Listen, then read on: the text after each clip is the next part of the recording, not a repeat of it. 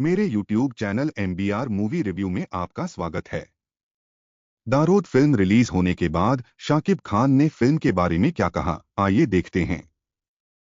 দরদ খুব সিম্পল একটা গল্পের সিনেমা। দরদ বলবো না আপনাদেরটাই শুনবো? তাহলে একটু কোয়াইট হতে হবে। আপনারা দেখেছেন তো দরদ? ভালো লেগেছে?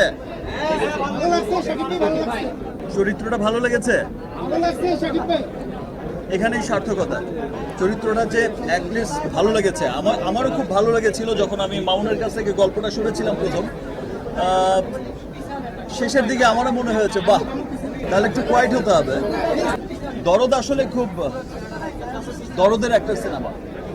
দরদ আপনারা যারাই দেখেছেন, আপনারা সকলেই দেখেছেন যে খুব বিশাল আঙ্গিকে খুব তামঝাওয়ালা কোনো সিনেমা না, খুব বিশালত্ব এখানে নেই। কিন্তু ছবি দেখতে দেখতে দেখতে ছবির শেষ সময় যখন চলে আসে, মনের অজান্তেই কিন্তু চোখের কোণে পানি জমে যায়। মনের অজান্তেই সবার এত ভালো লাগা তৈরি হয়ে যায় দরদের প্রতি।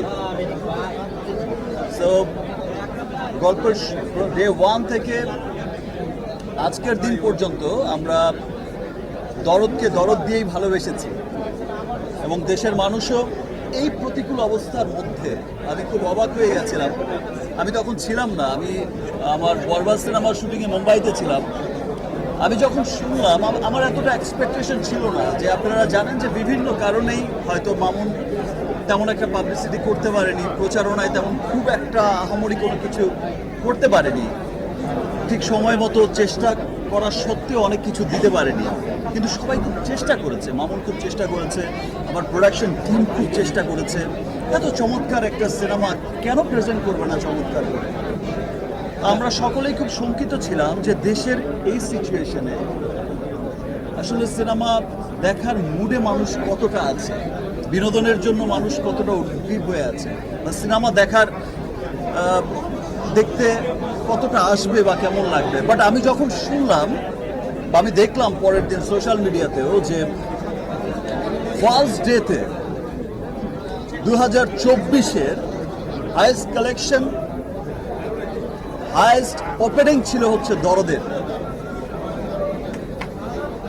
সো এই বিষয়টা কিন্তু 2024-এর হাইয়েস্ট ওপেনিং মাল্টিপ্লেক্সে ছিল দরদের, সিঙ্গেল স্ক্রিনে তো ছিল ইনশাল্লাহ। তো এটা দেখে কিন্তু মনে হয়েছে যে না, দেশের মানুষ, আমার দেশের মানুষ, আমার দেশের